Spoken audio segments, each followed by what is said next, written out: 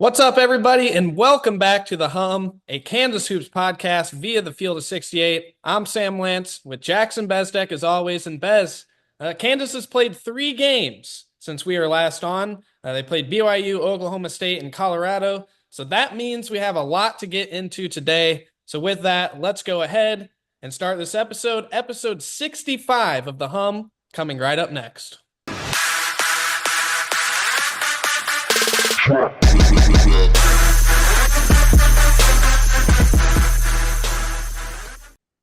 All right, Bez, as I just mentioned, Kansas, 3 games since we have been on. As we know, the first one, whenever we recorded the day of the BYU game last. The Jayhawks, after that, we weren't feeling great about the game, but I don't think it could have gone as poorly as that. Kansas loses 91-57 to BYU, tied the largest defeat ever under Bill Self. The other game was the USC game during the COVID tournament. I was at that game. It was not a pleasant experience, so I cannot imagine that any Jayhawks that happened to be in Provo, that was a pleasant experience for them. That one was simply embarrassing. It was embarrassing, but guess what, Bez? We're not going to talk about it. We're not even going to talk about it because Bill Self has declared it is a new season.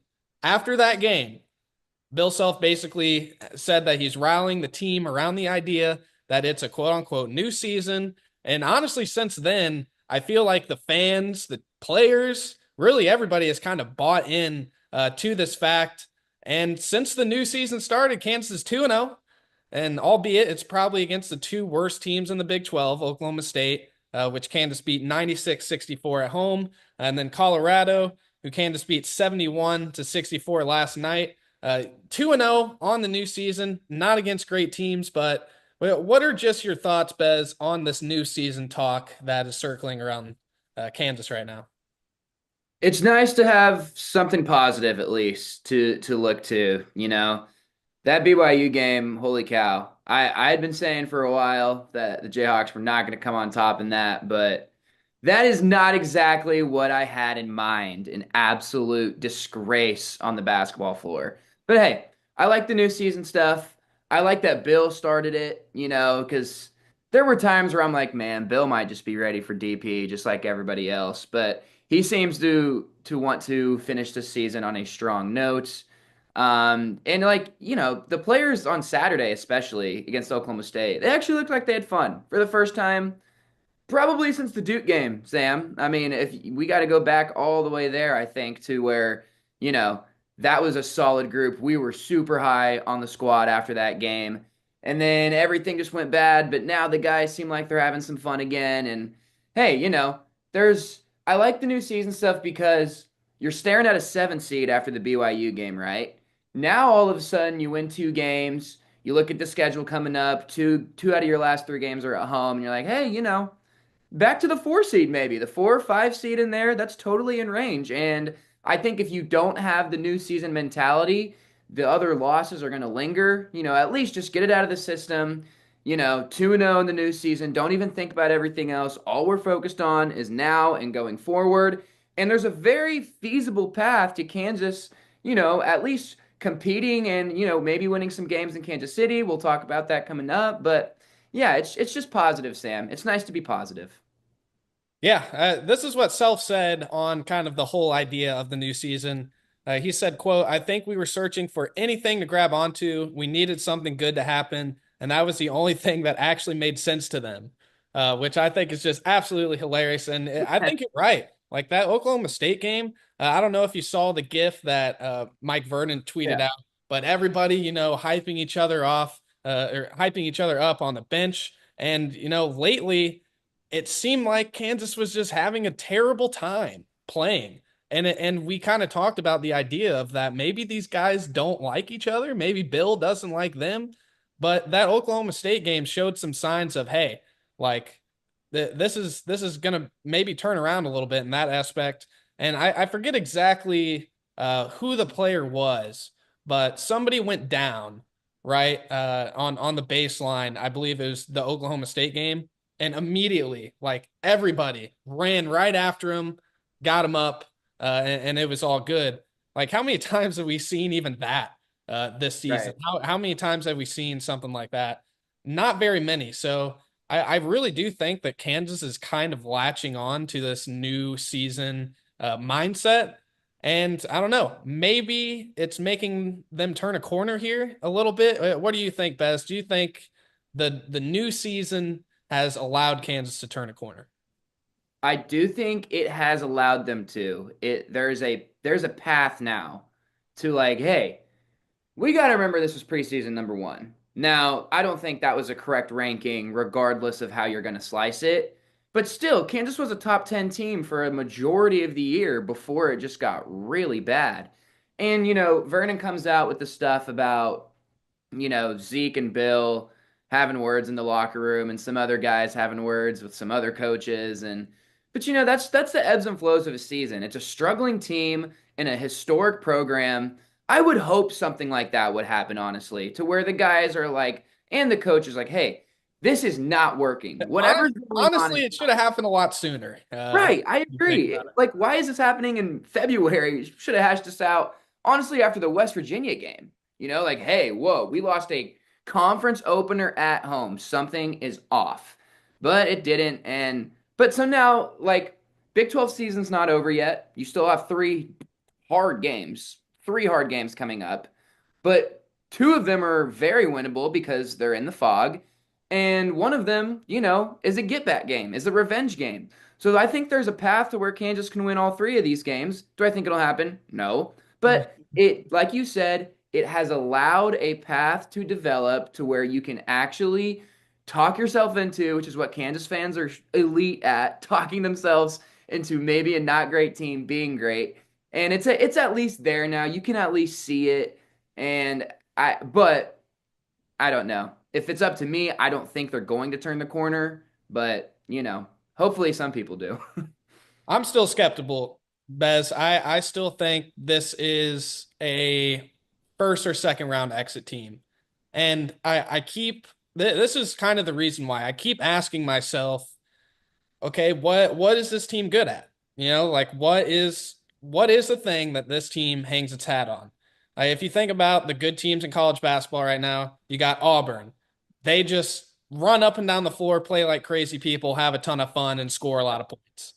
You got Duke. They have superb positional size and athletes all over the court. Houston, they just guard the hell out of you. St. John's, they just get up in you, make you turn the ball over, pick you up full court, make your life miserable. I would not want to play St. John's. And even a team like BYU, like they play with pace, they shoot a lot of threes, and they got a lot of shooters. What is it for Kansas that you say, okay, this is what this team's strength is? Like, I feel like there really isn't one, and that's what kind of scares me. And people will say, oh, well, the defense, number five and Ken Palm on defense. Bez, do you really think this is a top five team in America No, no. My eye defensively? test is No, failing that. no. And I think the self quote from the first Colorado game, not the one last night, he said, quote, when we guard, we can guard. And then we just become very, very average instantly when we don't have the same defensive intensity and energy. And that is very evident. I mean, against BYU, Kansas played with zero defensive intensity and got, what, 96 points poured on them? Is that what it was in the BYU game? 91. 91. 91, sorry. But, like, what is it, Bez? I don't know what this team is good at. I think after last night, I want to say it's Hunter Dickinson. You at least have a guy that can Consistent, go though. like that. But I also want to like put into perspective the Colorado starting center slash power forward guy, not Dak, the other guy, number 50 or whatever. I don't know his name. NIAI, Six NAIA. nine, 6'10" on a great day for that guy, probably 6'8". Dak is a freakish athlete, but lacking in the basketball IQ department, I would say. So Hunter feasted, and he should have feasted on those guys. That's a perfect matchup for him. And maybe that unlocks what his freshman and sophomore seasons at Michigan were, where I feel like his output was less empty than it's been feeling for Kansas fans lately. But outside of that, man, they're not a shooting team. Shot great against Oklahoma State.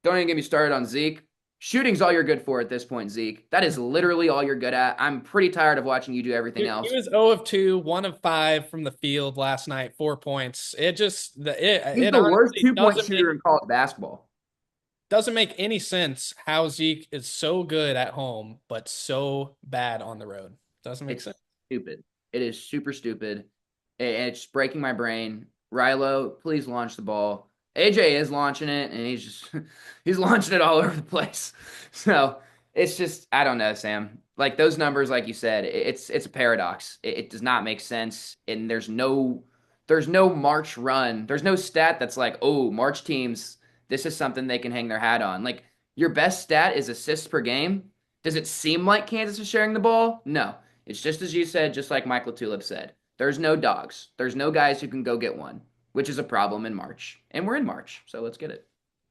Close to being in March. We're not. It's still Yeah, February. I'm checked out of February. It's March time, baby. Yeah. The other thing that I kind of want to mention, we'll go over some positives before we kind of get into these next three games from the last few games. But I saw a tweet the other day that was basically this was a tweet from before the season, and basically the person tweeted like, I don't know why Kansas is a preseason number one. They lost two NBA players and Kevin McCullough and Johnny Furphy and added on the wing Rylan Griffin and AJ Storr. And then, Zeke Mayo, great addition. That's kind of the differentiator there. But like maybe we were just stupid, Bez, to ever think that this team was going to be a national championship contending team because there's no NBA guys. You lose two of them that I think we kind of underrated a little bit too much. And this is kind of what you're seeing as the result. The same core, the same three dudes, DeJuan, KJ, and Hunter. And instead of Kevin McCullough and Johnny Furphy, we had put Zeke Mayo and Rylan Griffin around them. Like maybe we were just dumb to ever think that this Kansas team is going to be a lot better than last year. What do you think on it? We drank it. We drank it all up. The Bill Self off season. It's because it felt so similar to 21 to 22 of like how bad 21 ended and how good 2022 was. So then I think we convinced ourselves of that. We completely sold ourselves on Zeke being a Lawrence kid. He's going to be the heart and soul of this team. We completely sold ourselves on AJ Storr, one of the best players in the Big Ten. He could be our NBA guy. Rylan Griffin started on a Final Four team. He's going to come in, shoot 45% from three. So basically, you swing and miss on every transfer. Yeah. And I'm not going to say that Zeke's a swing and miss just yet. I feel like Zeke's going to have an incredible March. I do on some neutral courts. I didn't know we played all of our March games at Allen Fieldhouse, Sam. I didn't know that. That's news to me. Well, you gotta remember, Bez, the two neutral site games that Kansas has played this year, 2-0 against Duke and Michigan State. Makes no sense. Just saying. It makes no sense at all. Oh my gosh. Let's appreciate Kevin McCullough a little more too. I mean, gosh, kill to have him on this team. Would kill to have him on this team. Feel like you said, totally took those guys for granted. And when you put it in that perspective, you're 100% right. And I don't know who tweeted that, but it's a great eye. Just because you have NBA talent doesn't mean you're good, right? Look at Rutgers. They can't even make the tournament. And they have two top 5 picks, right? But when you have zero and you're trying to accomplish being a top 10 team all year, you better gel and you better do things pretty much perfect, pretty much all the time. There's really no kind of like Houston, like Houston's a great example of this. Houston will have an NBA guy or two come out, like a Jamal Shed, or thinking back. I think Tugler on Houston's NBA guy, bona fide. But they're not NBA stars. They're eighth, ninth mans. Maybe really good G leaguers, but they are so glued together, and they play for each other 1 through 15 on the bench. And if you don't have that, you don't have NBA guys, you look like Kansas right now, honestly. Yeah, it's hard to win like that. All right, let's get into some positives. We were a little negative there for a little bit. Let's get into some positives heading into these next three games. Shaquille Moore, he's been out the last couple of games with his foot injury. It seems like he might not be fully healthy this season, which kind of really sucks because if you remember, not even like a couple months ago, Shaquille Moore was kind of the revitalization of Kansas for a while there, and Kansas was playing some of its best basketball with Shaquille Moore in the starting lineup. But with that, Diggy Coit has kind of emerged here, Bez. And he had 15 points on 5 3-pointers against Oklahoma State. Last night was only 2 of 5 with 6 points. Uh, both threes there against Colorado, but I'm kind of really enjoying what I'm seeing from Diggy. And I said this in the Discord last night. If everybody on Kansas just played with the passion and energy that Diggy plays with, this team would be the sky would be the limit. This team would be awesome. So I just really think that Diggy is starting to come on. I think that's kind of a positive as we move into March because Kansas needs somebody to put the ball in the hole like Diggy does. He's your perfect microwave off the bench. He just has an irrational confidence to him that he could be 0 for 7. Next one's going up and it's going in. That's just how he plays the game. It's the benefit of being at a small school like he was and Being putting the up the guy. numbers he did at UNI, right? Like or NIU, I guess. And like that's valuable. Where, you know, I would like Zeke a lot more if he was in the Diggy role. I think that's a lot of people's problem with Zeke is he's asked to do too much for the player that he is. He's not a combo guard who's going to carry you. We're wrong on that. We thought he could be. Fine. Hand up. He's not. But if Diggy was in Zeke's role, we would be saying all the same stuff we're saying about Zeke about Diggy. It's about like the role that Diggy's in is perfect for him, right? Come in, get shots up. That's what we need. We do not expect you to lock down anybody on defense. We don't. We know you're going to play below average help defense, and we know you're small. But if you can get shots up, the other 4 guys can take care of the other stuff. So that's a great role for him. There's rumors about him coming back next year, which I'm totally for. Love Bring it. him back in the Love same it. exact role. Don't come back next year with here's our starting point guard to replace Dewan, super senior, blah blah blah. No, no, no. Keep Diggy where he's at. This is the perfect role for him, the perfect amount of minutes for him. Get shots up, Diggs, and he's doing a good job of it. I feel like he's been shooting better lately, Oh yeah. efficiency He went wise. on a terrible, terrible Yeah, streak he had a brutal for a stretch little there. bit. That's So just not like he had to regress back to the mean at some point, and this is a positive regression. Uh, the other thing that I kind of wanted to mention with Diggy is Self said that he is like kind of Kansas' outspoken leader, and I oh, think kind of the underlying quote was like he wants Dewan Harris to be that guy, but we know Dewan Harris just isn't that guy, and Diggy has kind of been that guy. So I think that's pretty interesting there. The last thing that I wanted to talk about, besides Hunter Dickinson kind of, being his All-American self again, I think that's something that Kansas is going to really need down the stretch here. This rotation has been figured out. Like, I really don't think there's going to be much movement with this rotation anymore for the rest of the season, unless Shaquille Moore gets back healthy. But then he'll just get probably most of Diggy's minutes, I would assume. But the starters set in stone. I think it's been 3, 4 games in a row now with these starters. It's Dewan, Zeke Mayo, Rylan Griffin, KJ Adams, Hunter Dickinson, and then Diggy and Flory are kind of your first people off the bench. Flory obviously in for KJ or Hunt. Diggy in for Mayo or Dewan. And then AJ Store kind of in there for Ryland's spot. I mean, AJ has not been very good at all lately, but he's gotten what are the minute totals for him lately against Oklahoma State? He ended up getting 16 minutes against Colorado. He got 8 minutes, and then against BYU, he had 18 minutes. So I think he'll kind of be in that 10 to 12 minute range. But yeah, the rotation is set. I mean that's it. That's the 8 guys. Self has gotten it to 8, which is usually what he gets it to, and it's I think it's positive that it's not all these crazy lineups and crazy rotations that we've been seeing. Like it's set now, new season. Let's go. Let's go get it. it is at least a positive that it's set. It probably helps Bill sleep at night, that he doesn't have to freak out about what lineup to use. And you're watching the game. Last night's a good example of like, Ryland's not having a good game and did not have a good second half.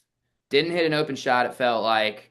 Um, got he has no idea how to box out. My lord, he has no so many offensive rebounds he gave up. Him and Zeke, I'm just like, oh my gosh, and they both get dunked on also down the stretch, like tough looks for them. And you're thinking like, man, we need another wing. And you look on the bench and it's like, ugh, your option's AJ Store. And he is the ultimate my dog died attitude I have ever seen in my life. I mean, just all the time, it looks like he just does not want to be there. So then you're like, I mean, we gotta ride Ryland. We just have to ride Ryland. And then you look at the bench because it's Diggy is so small and Flory is a 4-5. So you don't have a 2-3 coming off the bench that you trust.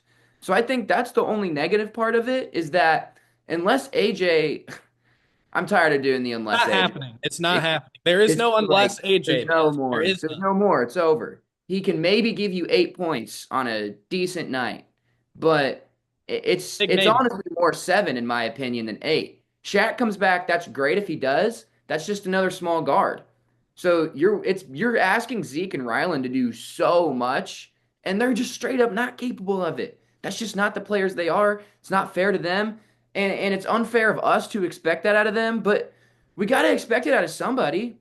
So that's the only negative part I'll throw into that. But I do think the Come on, we're starters supposed to are be on playing. positives, Bez. Come Yeah, I know, on. I know. My bad, my bad. Here we go. The starters are playing a lot better together. They are. The starters playing a lot better together. And when Flory comes in for KJ, it works. The Flory Hunter stuff works. Everybody knows that. And I think KJ is playing better. And he's at least, all the time. Pumping his chest, pounding his chest, pumping his fist, screaming. He's bringing you that every single game. So at least you have something there.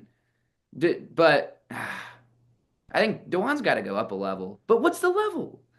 We've seen him for 5 years. It's just those are your 7, and you just got to maximize the most you can out of those 7 every single game. But luckily for Kansas, they've got the man in charge to do it. They do. All right, Bez. Whenever we come back for the under 4, we're going to talk these last 3 games, Tech, Houston, and Arizona. And we'll also kind of take a look at the Field of 68's latest bracketology, where we think Kansas will end up, all that sort of stuff. Coming right up next. There is no sport in America that is more difficult to follow than college basketball. It can be overwhelming. That's where the Field of 68 Daily comes into play. The Daily is your go-to source for injury updates, recruiting news, and transfer portal additions that actually matter. For just $50 a year, get access to the same information that your favorite team's coaching staff is subscribed for. Quality content can be hard to find in the college basketball space. The Daily is here to help you with that. Welcome back, everybody, to the Hum. We are now here at the under 4, and we're here to discuss Kansas's last 3 games. I'm sure whenever the Big 12 made this schedule, they're thinking, oh, Texas Tech, Houston, Arizona against Kansas at the end of the season. Kansas is going to be playing for the Big 12 title. That's not the case. But I think these 3 games are super, super, super important for Kansas to build any sort of confidence heading in to postseason play. Let's kind of talk about this, Bez, a little bit. What do we want to see from Kansas in this stretch to have some faith before March Madness? Because like I said, I still see this as a first weekend exit team. Sweet 16 if we're lucky. Here it is. Best case scenario. You pounce on Tech Saturday. Double-digit win. That's a good team. That's a really good win. Hopefully with the new season stuff, the energy is really good in the field house. Pound on Texas Tech. Good win. We move. At Houston, lose by 6, lose by 4, lose by something to where it's a couple possessions and you can point to 2 or Don't 3 get teams. destroyed. Just don't get destroyed. Right. You can walk out of that game like, hey, if those 2 or 3 things go differently, that's a way better game for us. I can live with that. You're at least in it. There's no mental collapse or anything like that. And then I would honestly love if Arizona was a close win, like a 5-6 point win. Show me you can beat a good team by that. I've seen you beat UCF by that, Colorado by that. Those are pathetic performances. Show me you can beat a good team like that. How can you win a game when it's under 5 minutes and it's tight? Kansas has been awful this year in that scenario against good teams. They have, I don't remember in Big 12 play if they've even come out of one on top in that situation. Duke is literally the only game I can think of. Right? Like, yeah, Right? executed a little bit down the stretch, and Kansas still almost blew that one. So, They tried to. And Knipple gets a great look at the end. Like, who knows if that goes in, what we're talking about. But you got to show that. Now, if you can beat them by 20, beat them by 20, obviously. But in a perfect world for me, I would love to see it go that exact way, those 3 games. And then win a game or two in Kansas City. Bill is outwardly doesn't give a crap about that tournament. And it'll be more of a crapshoot this year with all these teams in. So get a win. That'll be a quad one win probably. So just keep stacking those. You should have 3 extra quad one wins by the time March Madness hits. That's the goal for Kansas. Get you 3 that at least puts you in conversation for a top 5 seed, maybe a top 4 seed. And if you don't get blown out, the fans are invested. So that's all of that needs to happen. yeah, I think Kansas has a pretty good opportunity here on Saturday. I'm not really sure on the status of Chance McMillan and Williams, Darion Williams for Texas Tech. They were out this last game against Houston on Big Monday. That was a game before Kansas. Both of them were out. I'm not sure on their status. I'm not sure if they'll end up playing against Kansas. But if those 2 guys are out, like you have a golden opportunity to grab that win, get some confidence. At Houston, man, I mean, This used to be at Kansas, bro. It's so sad. I know, I know. I just, man, I'm with you. Like, if you can make that a 10 or less point game, like, hallelujah. Because, Right. man, I mean, Houston's one of the teams right now, Bez. There's 3 teams for me that I don't care what the bracket is. I'm putting them in the Final Four if they're not in the same region. Auburn, St. John's, and Houston. I'm putting those teams You are directly. high on the Johnnies. Oh, dude, I love the Johnnies. I've watched every game of the Johnnies like the last 4 or 5 games. I They're do all like that they tip at 5 on weeknights. That is pretty nice. nice. But back to the point, beat Houston, you know, then the whole season is like flipped around, in my opinion. But I don't think it's going to happen. So just keep it manageable. Just keep it manageable. And Houston, they've already clinched a share of the Big 12. Maybe, just maybe, if they have a couple guys that are banged up, they win this weekend. I think if they win before this game, then they get the outright, if I'm not mistaken. So, Yeah, that sounds right. so We're not playing Houston for might not even play their best guys that game. So that's 2 games that might be the case.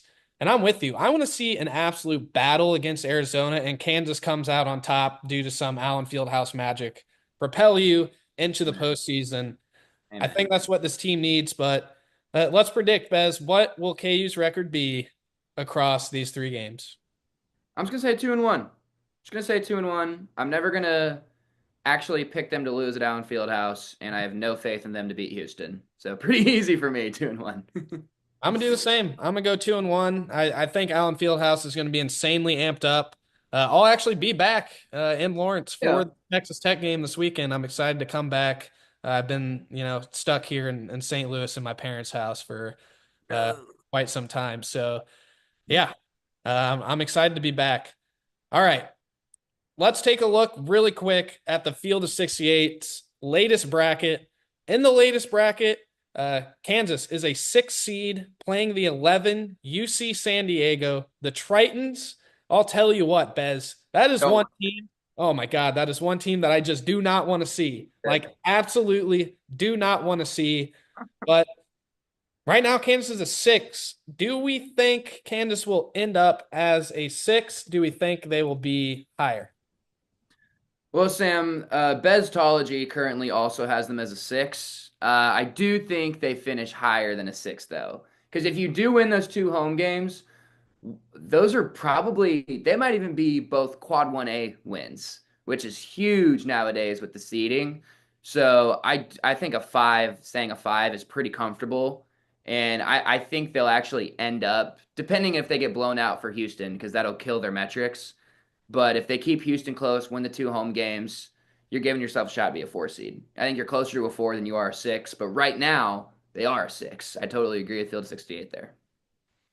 I'm just looking at the bracket now, and my gosh, like I do not want to be a 6 or a 5. Like with Dude, that like 11 this 12 tournament, line. I'll just say this tournament is probably going to be one of the craziest March Madness tournaments ever. I mean, I'm looking at it, 8-9 game in the East, Creighton and New Mexico.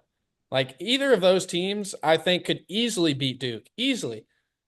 In the Midwest, Utah State and Gonzaga as the 8-9. Screw that. BYU UConn has the 8-9.